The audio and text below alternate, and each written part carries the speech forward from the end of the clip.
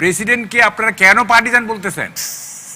যখন শেখ হাসিনার পা ধরে সালাম না করলে ওনার ঘুম আসে না এরকম। আরে দেখেন, এই সমস্ত এটিকেট ম্যানারের কথা যদি বলেন না, আমি হাজারটা বলতে পারি, আপনি মুখ দেখাইতে পারবেন না। এটা আমাদের জন্য লজ্জার যে বাংলাদেশের কোন রাষ্ট্রপ্রধানের বাড়ির ইট জনগণ খুলে নিয়ে যায়। আমরা এই জন্যই সংস্কার করি। এটা কি সতর্ক করলেন না হুমকি দিলেন?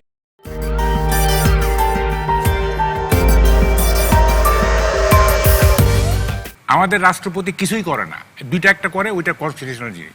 সুতরাং যে কিছু করে না সে কখনো ভুল করতে পারে না, তার কোনো ভুল নাই, যেহেতু সে আদিষ্ট হয়ে করে, কনস্টিটিউশনালি করে। দুই নম্বর হচ্ছে উনি নৈতিকতার প্রশ্ন তুলছেন না। নৈতিকতা, অভিযোগ আর প্রমাণিত, এই দুইটা কিন্তু দুই জিনিস। আমি যদি নৈতিকতা, অভিযোগ নাই এমন কে আছে পলিটিশিয়ানদের মধ্যে আমাকে বলেন, জাস্ট সাইট ওয়ান এক্সাম্পল। এখন যদি আমি বলি এই যে আসিফ মোহাম্মদ সজীব ভুইয়া, তার বিরুদ্ধে যে ন্যারেটিভ আছে, যে সমস্ত অভিযোগ আছে, আমি যদি বলি সে করাপ্ট, আপনি কি মানবেন?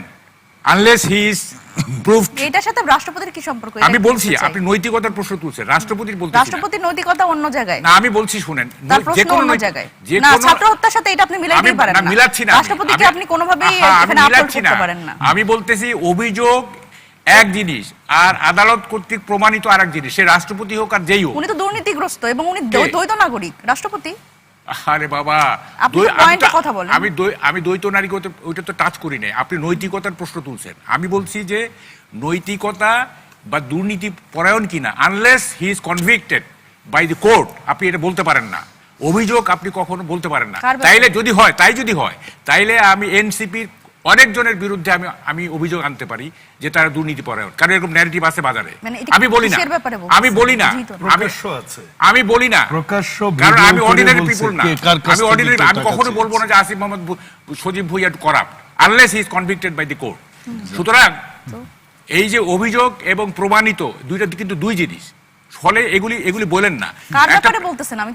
আমি শুনেন, মানে প্রেসিডেন্টকে আপনারা কেন পার্টিজান বলতেছেন? যখন শেখ হাসিনার পা ধরে সালাম না করলে ওনার ঘুম আসে না এরকম। আরে দেখেন, এই সমস্ত এটিকেট ম্যানারের কথা যদি বলেন না, আমি হাজারটা বলতে পারি, আপনি মুখ দেখাইতে পারবেন না। আপনাদের এনসিপির অনেকের আমি বলতে পারি। সার্জিস নিজে বঙ্গবন্ধু শেখ হাসিনা বলতে বলতে তো পাগল ছিল। এগুলি বললে না, মুখ দেখাইতে পারবেন না। আমি বলতেছি এটা আপনি প্রশ্ন করেন, আমি উত্তর দিব। আচ্ছা দেখেন, এটা আপনাদেরও ব্যর্থতা। এইসব বলেন না, এগুলি বলেন না, আপনাদের ব্যর্থতাই। হ্যাচকাটানে কথা বলে ন্যারেটিভ তৈরি করেন না। শুনেন, এইটা না, আমি বলি এটা একটা পোস্ট ট্রুথ এরাতে বাস করতেছি আমরা। এইখানে ন্যারেটিভের যুগ। এইখানে সত্য হচ্ছে সেকেন্ডারি, ন্যারেটিভ হচ্ছে প্রাইমারি। সব ন্যারেটিভ বানাচ্ছে, এক একজন এক একটা ন্যারেটিভ বানায়। হ্যাঁ, এটা বলে দিল, বাজারে ছেড়ে দিল আর কি। কিন্তু তাদের এনসিপি বা মুনিরা শারমিনের যে বক্তব্য বা অভিযোগগুলো, সেগুলো কি আপনি বলছেন তার কোনোই ভিত্তি নাই? ভিত্তি নাই আমি সেটা বলছি না। আমি বলছি আপনি যখন বলবেন যে প্রেসিডেন্ট পার্টিজান, দলীয়, এইটা যখনই সে পার্লামেন্টের মেম্বার দ্বারা ইলেক্টেড হয়ে যায়, তখন he is no longer partisan president, he is a president of the whole nation. Nominate করার সময় সে পার্টিজান, বাট যখনই সে ইলেক্টেড হয়ে গেল বাই দ্য পার্লামেন্ট মেম্বার, তখন সে আর পার্টিজান না। সুতরাং সে দলীয় লোক বলবেন না আপনি। আর দুই নম্বর কথা হচ্ছে যে হ্যাঁ, কোন পার্টি যে তিনটা নির্বাচনে মানে অনির্বাচিত সরকার, সেই পার্টির কোনটা নমিনেটেড রাষ্ট্রপতি? আপনি শুনেন, আমি বলি এই রাষ্ট্রপতি সেই রাষ্ট্রপতি যে হচ্ছে মানে এক নির্বাচন ছাড়া যারা নির্বাচিত হয়েছে রাতের ভোটে, তাদের মনোনীত রাষ্ট্রপতি। সুতরাং নৈতিকতার জায়গা আপনার থাকবে। আপনি রাজনীতির কথা বলবেন, নৈতিকতার কথা বলবেন না। আপনি ওইটা বলেন। আমি এটাই বলতেছি। আমি জেনারেলি বলতেছি। আমি থিওরিটিক্যালি জিনিসটা বলতেছি, আর আপনি প্র্যাকটিক্যালি আসতেছেন। থিওরিটিক্যালি বলতেছি যে বিষয়টা এরকম, প্র্যাকটিক্যালি হচ্ছে হ্যাঁ ওই তিনটা নির্বাচন প্রহসন, ওকে ফাইন, এবং সেই দিক থেকে হয়তো হি ক্যান বি কোয়েশ্চেন। হ্যাঁ, আমি মানে জেনারেলি বলতেছি, থিওরিটিক্যালি। যেমন আমাদের দেশের প্রেসিডেন্ট কোনো ভুল করতে পারে না ব্রিটিশ মনার্কের মতো, কারণ সে যে কিছু করে না সে ভুল করবে কিভাবে, এটা থিওরিটিক্যালি। এখন এইখানে কি হয়েছে না হয়েছে সেটা পরের ব্যাপার। দেখেন, এগুলি অনেক বিতর্ক আছে। যেমন আগের শাহাবুদ্দিন সাহেব, হ্যাঁ, আগের শাহাবুদ্দিন সাহেব, উনি সেই বিতর্কগুলোর সমাধান কি হবে? এগুলো সমাধান নেই, এন্ডলেস ট্রেন। আমি তো বললাম যুক্তিবিদ্যা এত অসহায় বাংলাদেশে, এন্ডলেস ট্রেন, এটার কোনো সমাধান নাই। তার মানে এইভাবে চলবে, এটা ন্যারেটিভের যুক্ত। আপনি একটা কারণ আমাকে দেখান যে এই রাষ্ট্রপতি নৈতিকভাবে আসলে বাংলাদেশের রাষ্ট্রপতি থাকতে পারে, একটা নৈতিকভাবে, নৈতিক জায়গাটা আপনি সমর্থন করে একটা কারণ দেখান। আচ্ছা, আপনি নৈতিকতা, আপনি এটাই বলেন ভাই, নৈতিকভাবে বলেন। আপনি যে নৈতিকতার প্রশ্ন তুলছেন, আপনি নৈতিকতার প্রশ্ন যদি তুলেন না, তাইলে এই যে এই ঠক বাঁচতে গা উজাড় হয়ে যাবে। জি। সুতরাং না ভাই, আপনার কাছে উত্তর নাই, এটা মানে আপনার কাছে উত্তর নাই। দেখেন, এই রাষ্ট্রপতি হচ্ছে সেই দলের সেই প্রধানমন্ত্রীর রাষ্ট্রপতি, যেই প্রধানমন্ত্রী হলো মানে কনভিক্টেড। কেন? একজন 4 বছরের বাচ্চা রিয়াগোপ, যাকে যে ঘরের মধ্যে বসে বুলেটে নিহত হয়েছে, হেলিকপ্টার থেকে গুলি লাগছে, এটা হচ্ছে সেই প্রধানমন্ত্রীর রাষ্ট্রপতি। আপনার এটা বুঝতে হবে। সুতরাং নৈতিক জায়গাটা অবশ্যই আপনি ক্লিয়ার করতে হবে, কারণ আমরা রাজনীতি করি। রাজনীতি কিন্তু নৈতিকতা ছাড়া হয় না। শুনেন, শেখ হাসিনা কি করছে, বা জুলাই আগস্টে কিভাবে হত্যাকাণ্ড হয়েছে না হয়েছে, এগুলির সাথে এইটার 18 মাসে ভুলে যাওয়ার জিনিস না। না, এটার সাথে সম্পর্ক। সে তো রাষ্ট্রপতি হয়েছে অনেক আগে, রাষ্ট্রপতি হয়েছে, এবং এইটার সাথে তার তো কোনো সম্পর্ক নাই। ফলে দেখেন না, এখন যদি এই মহামান্য রাষ্ট্রপতির যদি ভাষণ এনসিপি শুনতে না চায়, জামাত যদি শুনতে না চায়, তাহলে ওকে ফাইন, তারা ওয়াকআউট করবে। they have the right, they have the privilege to do that. প্রথম দিনই আমরা ওয়াকআউট দেব, করতে পারে তারা এইটা। আপনি যদি মানে নৈতিকতার প্রশ্নে আসেন, হ্যাঁ, তাইলে তারা যেহেতু কনস্টিটিউশনে ওয়াকআউটের প্রভিশন আছে, they can go for walkout, কোনো অসুবিধা নেই। তো প্রশ্নটা সেইটা না, প্রশ্নটা হচ্ছে যেভাবে মানে রাষ্ট্রপতিকে যেভাবে করা হচ্ছে, মানে কি বলে দোষী করা হচ্ছে, সে একটা টিটুলার হেড, একটা সাক্ষী গোপাল, হ্যাঁ, তাকে আপনি দোষারোপ করতেছেন। সে তো সাক্ষী গোপাল। এখন প্রেসিডেন্ট কে বাংলাদেশে কে, আপনি বলছেন এই দোষারোপ করে বা কি হবে সেটাই বলতে চাচ্ছেন? কি লাভটা কি?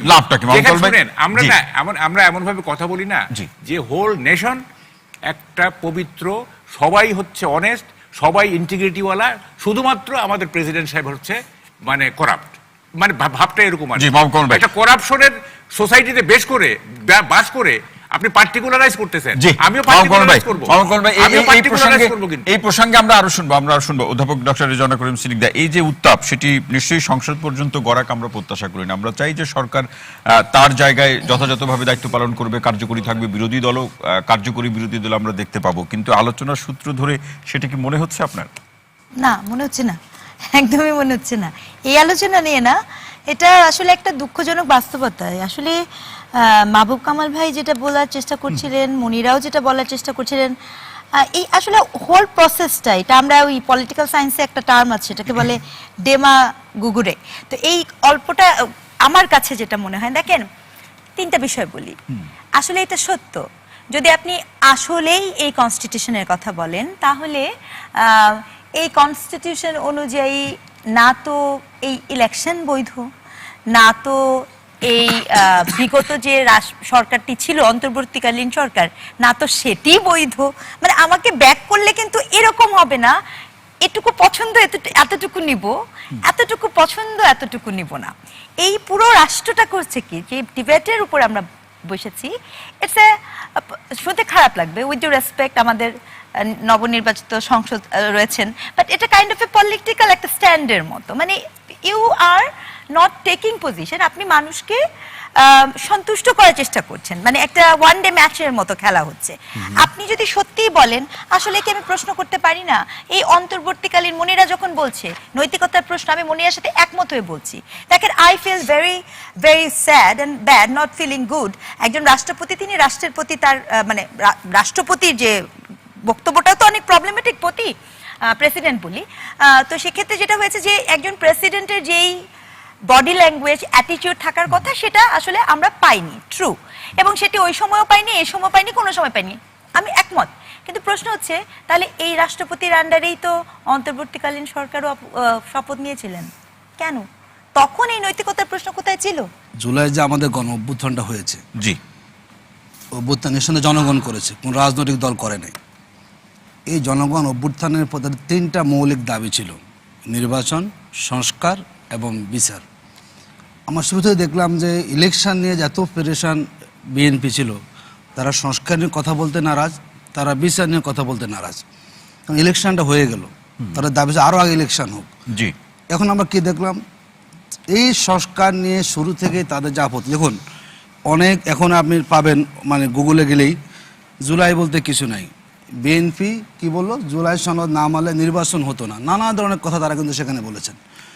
এই গণভোটটা বলুন তো প্রয়োজন ছিল না। তো বিএনপি প্রতি অন্য রাজনৈতিক দলগুলোর অনাস্থা ছিল, যদি বিএনপি ক্ষমতা আসে তারা এই জুলাই সনদ তারা মানবে না, তাদেরকে মানতে বাধ্য করার জন্যই কিন্তু গণভোটটা হয়েছে, খেয়াল করুন।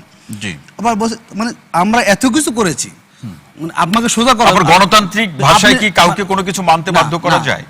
শুনুন, দেশের মানুষ প্রত্যাশাটা কি? আবার কি ফ্যাসিবাদ আসবে? আমি তো মনে করি যারা এখন জুলাই সনদের বিরুদ্ধে কথা বলেন তারা মূলত বিএনপির কেউ বন্ধু না, এরা চলে বলে কলে কৌশলে এরা বিএনপিকে আওয়ামী লীগ বানাতে চাচ্ছে। আমি দায়িত্ব নিয়ে বলছি, যদি এইভাবে বিএনপি চলতে থাকে এক শ্রেণীর বুদ্ধিজীবীর পরামর্শে, ফ্যাসিবাদী চরিত্র ধারণ করতে বিএনপির সময় লাগবে না। আমাদের দুর্ভাগ্য হচ্ছে আমরা চেয়েছিলাম জুলাই সনদটা হোক আর দেশের কোন সরকারকে ওইরকম পালিয়ে না যাক, কোন সরকার বিএনপি কিংবা সরকার প্রধান তো বলছেন যে আসলে তারা জনগণের আশা আকাঙ্ক্ষা নিয়ে তারা চলছে। এটা আমাদের জন্য লজ্জার যে বাংলাদেশের কোন রাষ্ট্রপ্রধানের বাড়ির ইট জনগণ খুলে নিয়ে যায়। আমরা এই জন্যই সংস্কার করি। এটা কি সতর্ক করলেন না হুমকি দিলেন? না, আমি বলছি যে যে অবস্থাটা আমাদের জন্য অসম্মানের না, সেটা বাংলাদেশ। আমরা এমন সরকার পেয়েছি তার পতনের পরে জনগণ সেখানে বাসা ইট খুলে ফেলে দিয়েছে, যাতে সে অবস্থায় দ্বিতীয়বার বাংলাদেশ জনগণ মুখোমুখি হতে না হয়, যাতে আমরা এরকম কোন সরকারের এরকম আমরা পতন দেখতে না হয়। তার জন্যই তো আমাদের সংস্কার, যাতে ফ্যাসিবাদ দেখা যায়। আমরা দেখলাম দুর্ভাগ্যজনকভাবে ওই আওয়ামী লীগ 15 বছর যে রাস্তা দিয়ে হেঁটেছে, আস্তে আস্তে আস্তে আস্তে সে পথে হেঁটেছে। দেখুন, খেয়াল করে দেখবেন যে আইনের ব্যাখ্যাগুলো হচ্ছে না। এখানে বাংলা আইনমন্ত্রী আছে না, দেখুন চুপচাপ আইনের ব্যাখ্যা দিচ্ছেন স্বরাষ্ট্রমন্ত্রী। কোথায় যাবো আমরা বাংলাদেশে বলুন তো?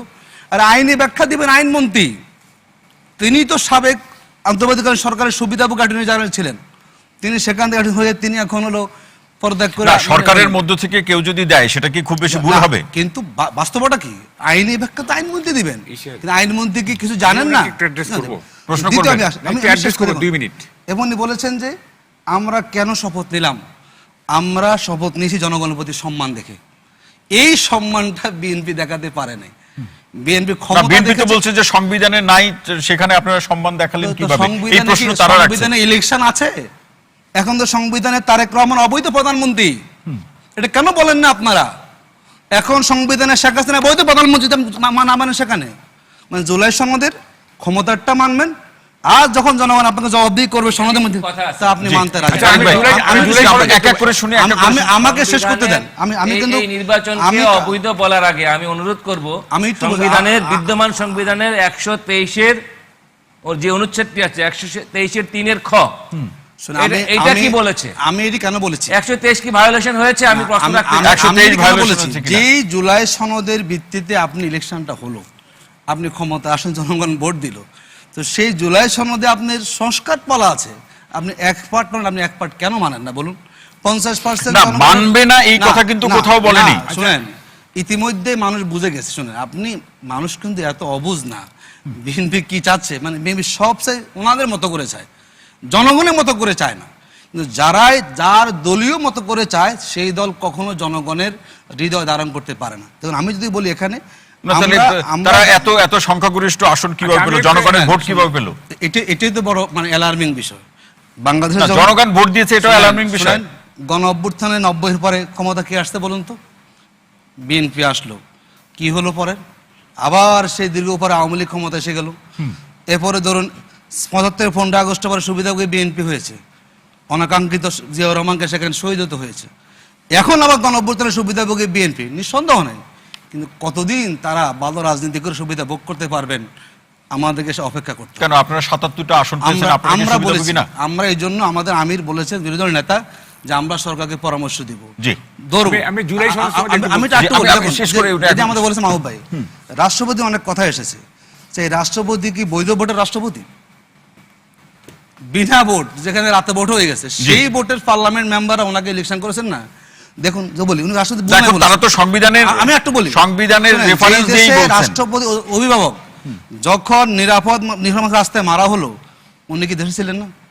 টু শব্দ করেছেন কেন? আপনি কথা বলেন এখানে। এখন 1000 মতো মানুষকে গুলি করে মেরে ফেলা হলো, উপর থেকে হেলিকপ্টারে গুলি করা হলো, যে রাষ্ট্রপতি একটা শব্দ উচ্চারণ করেন নাই। আপনি এখন তার প্রতি মায়া কান্না কেন দেখাচ্ছেন? তার মানে কি?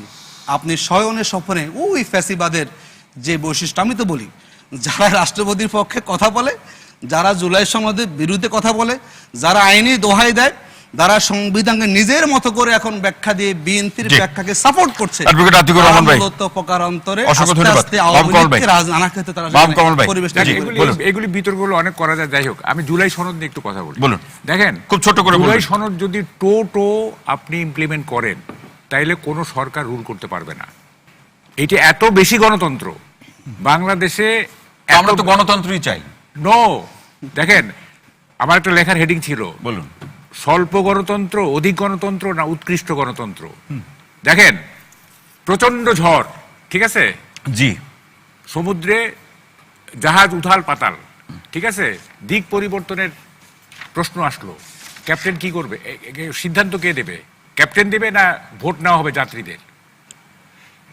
দিক পরিবর্তনের সিদ্ধান্ত নিতে হবে, প্রচন্ড ঝড়, কে সিদ্ধান্ত দিবে? ক্যাপ্টেন দিবে না ভোটে নিবেন আপনি? ফলে আমাদের মতো দেশে অধিক গণতন্ত্র থাকলে রুল করতে পারবে না। জামাত ক্ষমতায় যদি আসতো আর যদি জুলাই সনদ পুরোপুরি, জামাত 6 মাসও ঠিক না মানে তাহলে rule তারা করতে- এখন কি চায়? এনসিপি এবং জামাত কি চায়? হ্যাঁ, কি চায়? তারা জুলাই সনদ চাচ্ছে তো। শুনেন, এইটা হচ্ছে কি, এইটা হচ্ছে আপনার আন্ডারস্ট্যান্ডিং এর সীমাবদ্ধতা। তারা মনে করছে এত গণতন্ত্র, বেশি গণতন্ত্র যে আমাদের মতো দেশে সরকার ফাংশন করতে, স্টেবল গভর্নমেন্ট হবে না, এটা কিন্তু বুঝতেছে না। ঠিক আছে, মনে করছে গণতন্ত্র মানে গণতন্ত্র দিয়ে একেবারে ভাষায় দিব আর কি। আমাদের মতো দেশে, আমি বলি কি, আমাদের মতো দেশে এত বেশি গণতন্ত্র হলে কোন স্টেবল গভর্নমেন্টই টিকতে পারবে না। আপনি যদি জনগণের মতামতকে আপনি উপেক্ষাই করেন, মাহবুব বলছেন যে জনগণ কিছু বোঝে না, এটাই জনগণের প্রতি একটা মানে আন্ডার এস্টিমেট করা। জি। তো জনগণ বুঝে বিএনপিকে ক্ষমতা আনতে পারলো, তারা গণভোট বুঝে না। দেখেন দুই কথা, মানে আপনি জনগণের বুঝে ভোট দিয়ে বিএনপি ক্ষমতা আসলো, আবার সেই জনগণ না বুঝে গণভোটে ভোট দিল, হলো কোনো কথাই? না, না, বলছেন যে প্রশ্নগুলো ছিল, বিরোধী যে কথা প্রশ্নগুলো বলতে ছিল। গেলে কোথায় বলে, আমরা মনে করি আমরা বিরোধী দল, জনগণ যে জুলাই সনদের পক্ষে গণভোট দিয়েছে এটা রাষ্ট্রের দাবি, জনগণের দাবি।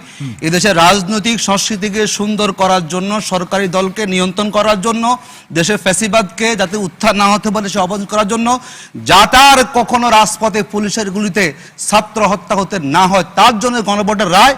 অবশ্যই এর পক্ষে আমরা পার্লামেন্টে ভূমিকা রাখবো এবং আমরা বিএনপিকে বাধ্য কর উপায় নাই কোনো, যা মেজরিটি পাক না কেন বাধ্য করবেন। এবং এই